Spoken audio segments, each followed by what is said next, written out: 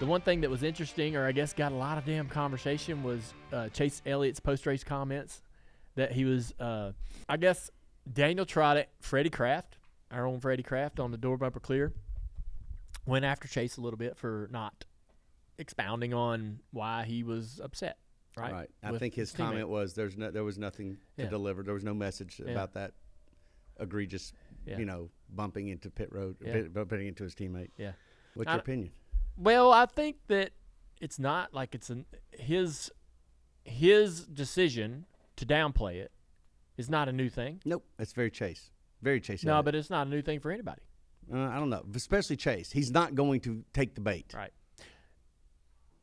One of my favorite VHS tapes that I own is the 1985 race at Martinsville. Dad and Tim Richmond have this rough beating and banging episode down the front straightaway. And Dad and Tim get into it, and Dad runs him way down the racetrack. I mean, it's very aggressive. Dad wins the race, pulls into victory lane, which is basically the front straightaway at Martinsville, and they go to him with the microphone, and he just won the race. And they go to him, and they go, they might have asked him one question, but then they asked him, they say, hey, man, how about that racing with Tim? A little rough out there, wasn't it? And he goes, I didn't know nothing rough about it. He was pissed. And it just kind of reminded me of that. Yeah. Like your dad has several of those moments where he says it in few words, but you can tell. Like that time I guess the pass in the grass, or what was there? He's like, I ain't have nothing. I ain't have none of it. I think he was talking about Bill Elliott in the pass for the grass, if I'm getting that right. Or maybe it was Darrell Waltrip at Richmond. I'd had enough of it. Yeah, I don't know. Just very few words, but pissed. Well, yeah, but I mean, he downplayed like that wasn't rough. Well, no, of course it was rough. Right. Of course, Dad was pissed in that moment with Tim Richmond down the front straightaway. He runs him into the inside wall, but he's like, I didn't know nothing rough about that. The hell you talking about? Don't ask me that. And so I think, look, man, I ain't trying to defend Chase, but like the guy's got a personality. That was him showing us his personality.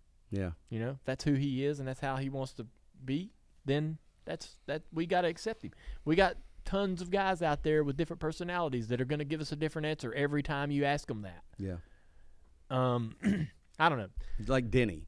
Denny's going to just, for better or worse, going to tell you everything about it and how, he'll bring up the precedent and he'll bring out the future and he'll analyze it. But the fact is that Chase is not going to take the bait, but I'm also not I'm not that he's patronizing anybody, but I'm not going to be fooled into thinking that he didn't have a problem with Kyle Larson. I'm also not going to think, and I think Danielle Trotta said it best, I don't think he and Kyle Larson like each other. Yeah. They go back to Watkins Glen of last year. I think it's fine. I think it's kind of cool, actually. We got teammates that actually don't care for each other, or they're big rivals, whatever it is. That's not a new thing either. But I like it. Yeah, it's not a new thing in Hendrick. You think back to I think Ricky Rudd and Schrader Reckon at Martinsville when I'm backed up over the backstretch pit wall. There's been disagreements. I know Jimmy and Jeff had that episode at Martinsville as well. I keep going to Martinsville, but where Jeff was pounding on the back bumper, and Jeff didn't love losing that race to Jimmy, even though he owned part of the car. And they sort of had this different of opinion about how that goes down. Yeah. But I think even Fontana, there was a contact at Fontana between the 5 and the 9. I think that's where it all kind of might have began. Yeah. A couple years ago. And that's okay if they don't like each other. Yeah, we don't see them hanging out. They don't need to hang out. Right.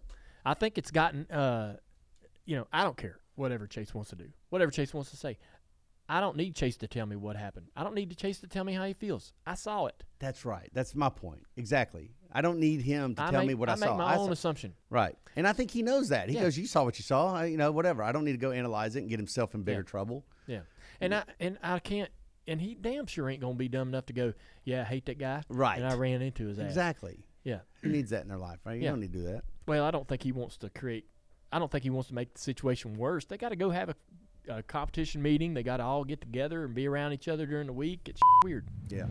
Football is back in full swing with another week of epic games. And who's got you covered on the action for every single one of them?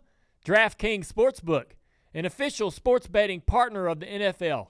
New customers can bet $5 on football and get $200 instantly in bonus bets. Nobody's missing out on the action this season. All DraftKings customers can take advantage of 2 new offers every single game day this September.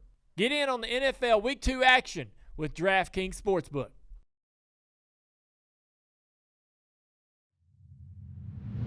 I will say, though, I believe, as much as I hate the short weekend, I miss practice. I miss being there on Fridays, watching cars run around in circles. I miss the longer practice for the Xfinity drivers and some of the young guys getting more laps.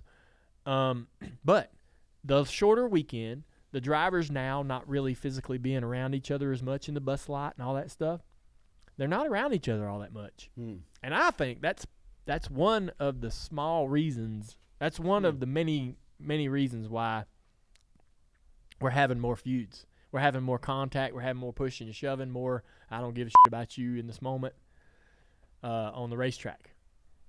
I didn't even think about that, but maybe you're right. So would we all not agree that there's more shoving and pushing around and more contact and more, kind of FU moments among the drivers on track? Just slightly, right? Or there is a little bit more, right? The drivers have been talking about the etiquette and hard racing. I think a lot of that is that they don't live together anymore.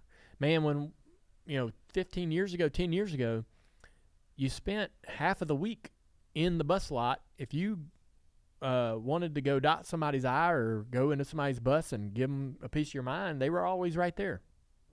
And now that they're all so hard to find, you don't see the damn drivers unless you chase them down.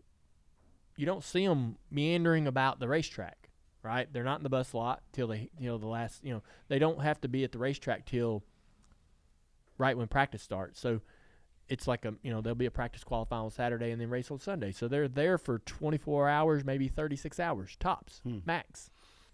And so that's getting in the weeds a little bit, but well, listen, I think you're in that lot. You see it. It's interesting. I don't ever think about it. I still take my bus to some of the races. Right. It's bare. There's half of the buses in there that used to be in there years ago. See, I didn't know that, and when I think about bus lots, I'm comparing it to 2010. No, it ain't like that no more. Right. That's interesting. No, you might see 1 or 2 drivers meandering about at any point during the weekend in the bus lot, and a lot of them don't even stay in there, bring buses to the track anymore. They'll stay in the hotels and stuff. But it's pretty interesting.